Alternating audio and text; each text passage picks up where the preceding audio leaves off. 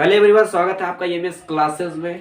तो I hope आप बढ़िया होंगे और पढ़ाई को कंटिन्यू कर रहे होंगे एमएस क्लासेस के अन्य वीडियो के साथ। तो दोस्तों, जो हमारा अगला टॉपिक था, हमने पिछले लेक्चर में बात किया था जो ओपन सर्कुलेटरी सिस्टम, खुला परिसंचरण तंत्र। जो आज का हमारा टॉपिक है बंद परिसंचरण तंत्र। क्या? बंद परिसंचरण तंत्र। और जो इसका इंग्लिश मीनिंग है close circulatory system. Close circulatory system. आज जो हमारा टॉपिक था बंद परिसंचरण तंत्र, क्लोज सर्कुलेटरी सिस्टम। तो हमने सर्कुलेटरी सिस्टम के बारे में बता दिया था कि जो अन्य पदार्थों का परिवहन करता है, स्थानांतरण करता है, उसे हम क्लोज सर्कुलेटरी सिस्टम कहते हैं। तो आज जो क्लोज सर्कुलेटरी सिस्टम का जो टॉपिक है, इसमें ये है कि ब्लड को एक स्थान से दूसरे स्थान तक जाने के लिए इसमें केशिकाएं पाई जाती है। इसमें क्या पाई जाती है? इसमें केशिकाएं पाई जाती। कोशिकाएं मत लिख देना, केशिकाएं। इसमें केशिकाएं पाई जाती है, अर्थात इसमें नसें पाई जाती हैं। तो जो होता है, इसमें केशिकाएं पाई जाती है, नसें तो पाई जाती हैं दोनों में, लेकिन कुछ में महीन होता है, कुछ में अत्यधिक देखने युक्त, अर्थात कुछ में मोटा होता है। जैसे धमनी और शिरा की यदि हम बात करें, आगे बात करेंगे हम लोग धमनी और शिरा के बारे में। देखिए, इनमें केशिकाएं पाई जाती हैं और इनमें जो ब्लड होता है नसों के माध्यम से, अर्थात किसी माध्यम के द्वारा ही ब्लड एक स्थान से दूसरे स्थान पर स्थानांतरित किया जाता है, अर्थात इसमें नसों से ब्लड का प्रवाह होता है। जैसे देखिए, हम बात करें यहाँ पर जो हमारा इसके पहले था ओपन सर्कुलेटरी सिस्टम और ये है क्लोज सर्कुलेटरी सिस्टम। ठीक, अब हमने जो ओपन सर्कुलेटरी सिस्टम था उसमें जो ब्लड है एक असममित पात्र में उपस्थित होता था, लेकिन इसमें सभी जो केशिकाएं होती है उसके माध्यम से प्रवाह होता है। जैसे देखिए, इसमें अगला जो टॉपिक है धमनी और शिरा के बारे में। तो धमनी और शिरा के बारे में हमको विस्तृत जानकारी के बाद ही हमें बंद परिसंचरण तंत्र समझ में आएगा। इसमें यह ध्यान रखिए, इसमें जो ब्लड होती है, ब्लड, इसमें केशिकाएं पाई जाती है और ब्लड जो होती है केशिकाओं के द्वारा ही आगे बढ़ता है। तो अब हम चलते हैं इसके अगले भाग, क्योंकि आपको समझ में आना चाहिए कि बंद परिसंचरण तंत्र को हम किस तरह से समझ सकते हैं आसान भाषा में। तो जो इसका है बंद परिसंचरण तंत्र का, कि इसमें केशिकाएं पाई जाती हैं, अर्थात ब्लड को एक स्थान से दूसरे स्थान तक जाने के लिए एक जो स्थान है वो पाया जाता है, जिससे ब्लड एक स्थान से दूसरे स्थान तक जाता है।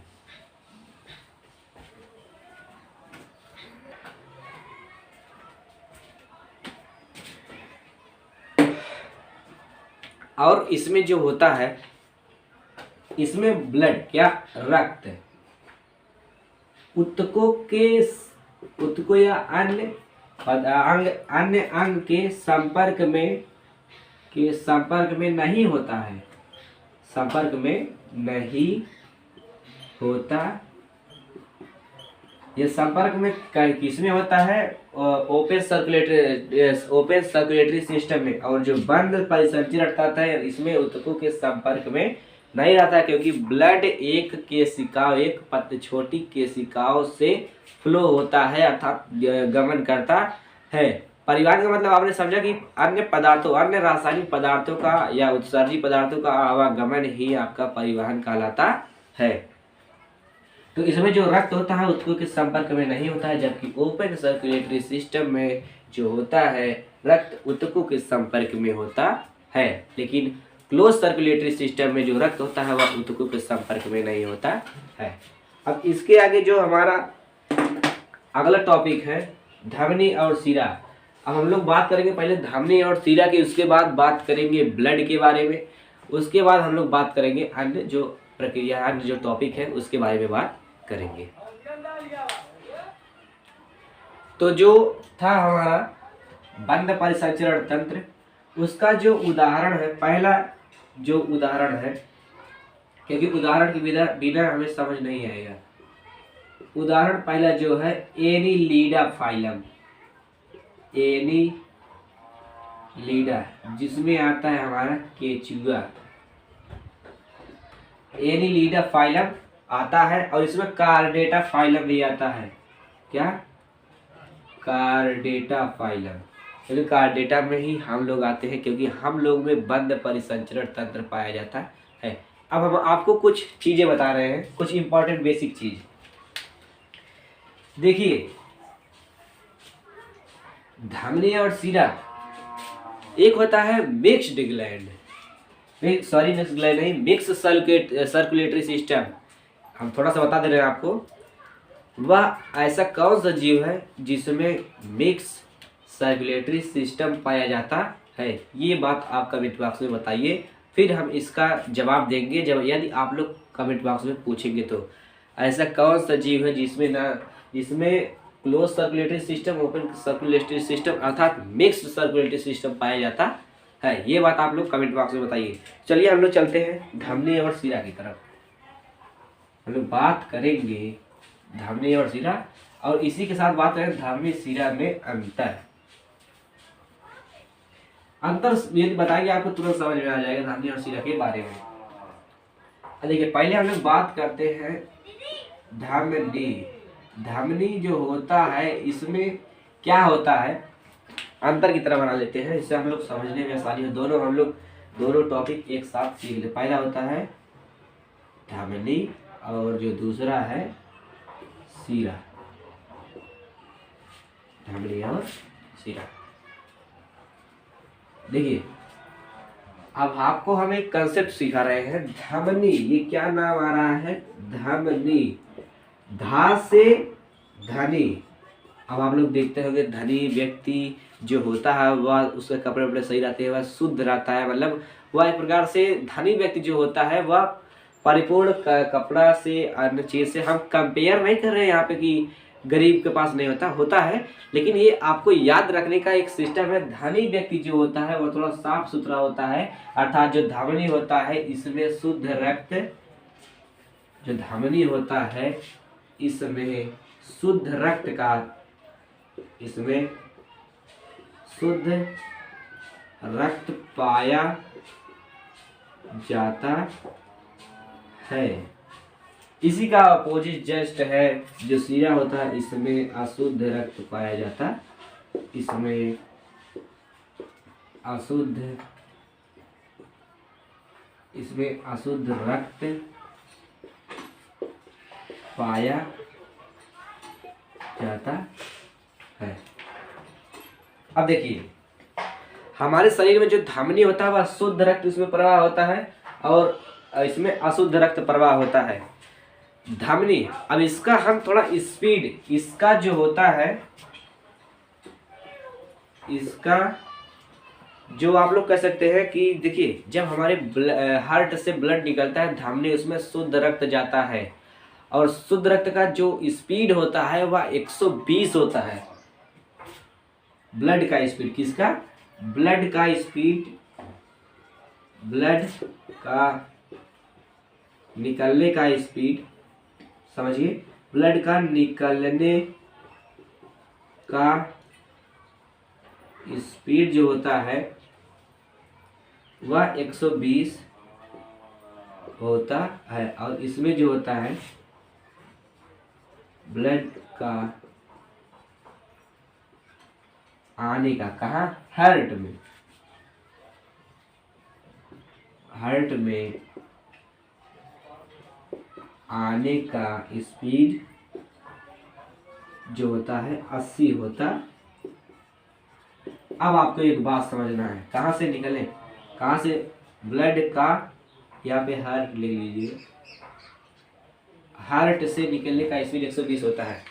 अब आप लोग देखिए, धमनी सिरा जो ये बात हो रही है यह बंद क्लोज सर्कुलेटरी सिस्टम के बारे में बात हो रही है कि क्लोज सर्कुलेटरी सिस्टम में केशिकाएं पाई जाती है। और केशिकाएं दो ब्लड का, क्योंकि ब्लड निकल कर जाता है संपूर्ण शरीर में, फिर एक सिरे से दूसरे सिरे में, फिर अशुद्ध होकर वह हार्ट तक आता है। हार्ट उसको पंप करके, कैसे पंप करता है वो हम बताएंगे। हार्ट उसको पंप करके उसको डीऑक्सीजनेटेड ब्लड से ऑक्सीजनेटेड ब्लड बना देता है। तो जो दूसरा है, ये दूसरा है और ये पहला है। इसमें शुद्ध रक्त पाया जाता है। ब्लड का हार्ट से निकलने का स्पीड 120 होता है। अब देखिए, ब्लड जब धमनी से निकलता है 120 के स्पीड से निकलता है और जब आता है 80 के स्पीड से। अब आप लोग समझिए, जब ब्लड 120 के स्पीड से निकलेगा तो ब्लड के लिए एक स्थान होना चाहिए। आप लोग देखते हैं कि जब कभी कभी ब्लड के छिद्र में, या जो हमारे धमनी या सिरा के जो छिद्र है उसमें कोलेस्ट्रॉल जो वसा होती है, फैट होती है, यदि वह जम जाता है तो ब्लड का सर्कुलेशन नहीं हो पाता, जिससे मनुष्य की मृत्यु भी हो सकती है। ठीक। और जो इसमें होता है ब्लड, जिसको हम बीपी कहते हैं, ब्लड प्रेशर जो निकलने का स्पीड, इसे हम कह सकते हैं ब्लड प्रेशर। ब्लड प्रेशर जो होता है 120 से निकलता है और 80 से आता है। और ये जो होता है ये अंदर पाया जाता है, ये त्वचा के नीचे पाया जाता है, त्वचा के नीचे पाया जाता है। और जो यह होता है यह त्वचा के ऊपर पाया जाता है, त्वचा के ऊपर पाया जाता है। क्यों? क्योंकि ये अत्यधिक तेजी से निकलता है, 120 की स्पीड से निकलता है। यदि इसमें स्थान इसका सुरक्षित नहीं हुआ, तो यदि यह सुरक्षित नहीं हो तो यह फाड़ देगा, नस को जो है फट जाएगी तुरंत। यदि यह ऊपर रहेगा तो यहाँ पे जैसे हमारे देखिए ये नस है, ये सिरा है, यदि यह धमनी होती तो 120 की स्पीड से जब निकलती तो ये फाड़ देती, अर्थात नस उसको जो होती है वो फट जाता है, इतनी स्पीड से होता है। जो ये हमारी नस है ये धमनी है, धमनी। और देखिए इसमें जो है कपाट नहीं पाया जाता, इसमें कपाट कहते हैं वाल्व, इसमें कपाट नहीं पाया जाता और इसमें कपाट पाया जाता, इसमें कपाट पाया जाता है। कपाट को अंग्रेजी में कहते हैं वाल्व। देखिए इसमें से ब्लड 180 से निकल रहा है तो इसमें कोई वाल्व की आवश्यकता नहीं, अर्थात हम वाल्व के बारे में बात करते हैं। क्या वाल्व? आप लोगों ने कहीं ना कहीं वाल्व सुना होगा, आपने कहीं ना कहीं वाल्व सुना होगा। जो हम लोग के साइकिल में जो वाल्व होता है, वह जो हवा होता है, जब हम लोग पंप मारते हैं वह उस हवा को अंदर ले लेता है, लेकिन वह ट्यूब से फिर हवा को पुनः बाहर नहीं निकालता। जैसे देखिए हम लोग पंप से हवा मारते हैं यदि उसमें, तो उसमें हवा तो अंदर चला जाता है पहिए में, लेकिन पहिए से फिर हवा वापस नहीं आती। क्यों? क्योंकि इसमें एक वाल्व पाया जाता है जो अंदर हवा को ग्रहण कर लेता है और यह दोबारा जाने नहीं देता। इसी प्रकार यह है, धमनी एक बार ब्लड को इतनी स्पीड से खुद ही पंप करके निकाल रही है, इसमें कपाट इसलिए नहीं पाया जाता है क्योंकि इसमें आने के चांसेस बहुत कम है, क्योंकि इसका स्पीड 120 है।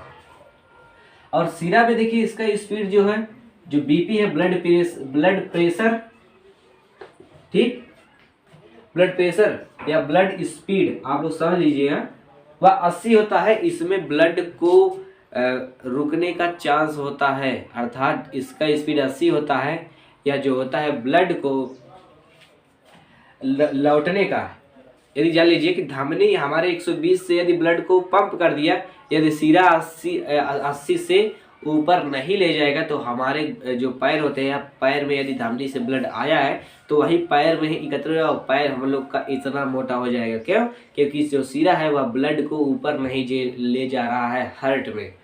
तो जो सिरा होता है इसमें ब्लड को लौटने के चांसेस होते हैं, इसलिए इसे वाल्व का पार्ट पाया जाता है। अर्थात वाल्व के द्वारा एक बार ब्लड इधर उधर नहीं जा सकता, जैसे हवा जाने के बाद बाहर नहीं निकल सकता, वैसे सिरा से भी वह ब्लड निकलने के बाद वह निकल नहीं सकता।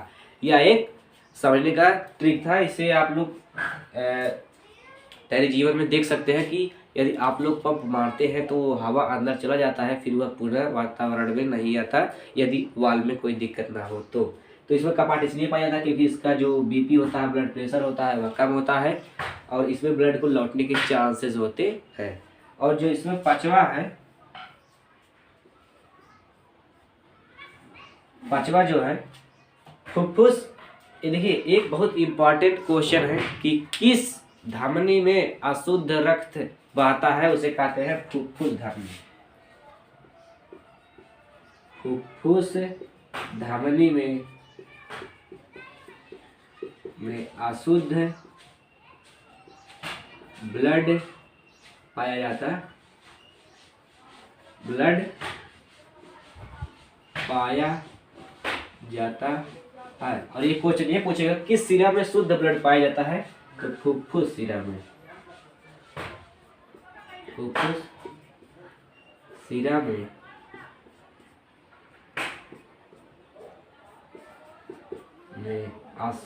शुद्ध ब्लड पाया जाता है। कौन सा? शुद्ध ब्लड पाया जाता है। ये आपके जो दो इम्पोर्टेंट टॉपिक थे दोस्तों। धमनी और सिरा के बारे में हमने बता दिया। धमनी धा से धनी व्यक्ति, और जो धनी व्यक्ति होता है उसकी वो स्वच्छ अर्थात उसमें वह शुद्ध होता है। इससे याद करने का ट्रिक ये है कि इनमें शुद्ध ब्लड का प्रवाह होता है और सिरा में अशुद्ध ब्लड पाया जाता है। तो दोस्तों आई होप आपको ये समझ में आया होगा धमनी और सिरा में अंतर। और अगले हम क्लास में कंटिन्यू करेंगे ब्लड के बारे में, उसके बाद हम लोग पढ़ेंगे हार्ट के बारे में। तो आपका टॉपिक ऐसे चलेगा। तो दोस्तों आई होप आपको ये कंसेप्ट जो है समझ में आया होगा। आप लोग इसे याद कर लीजिएगा यदि आपको इम्पोर्टेंट लगा हो तो। एक बात हम और बता दें, जो त्वचा के ऊपर ही इसलिए पाया जाता है क्योंकि इसमें ब्लड का स्पीड कम होता है। मुर्गा, यदि आपको मुर्गा देखते हुए कभी कटता है तो उसके देखिए जब कटेगा, जब यदि उसका सिरा कटेगा तो बहुत कम ब्लड, और जब धमनी कटती है तो बहुत तेज ब्लड फेंकता है, वह धमनी का स्पीड होता है। यदि मुर्गे का सिर पे सिरा कटता है तो वह तड़प तड़प के मरता है, यदि उसका धमनी कटता है तो उसकी मौत बहुत ही जल्दी हो जाती है। आप लोग इतना ध्यान रखिएगा। और आपको ये याद होना चाहिए कि फुफ्फुस धमनी में अशुद्ध रक्त और फुफ्फुस सिरा में शुद्ध रक्त बहता है। आई होप दोस्तों ये कॉन्सेप्ट आपको समझ में आया होगा। मिलते हैं नेक्स्ट वीडियो में ब्लड टॉपिक के साथ। तब तक लिए जय हिंद, जय भारत।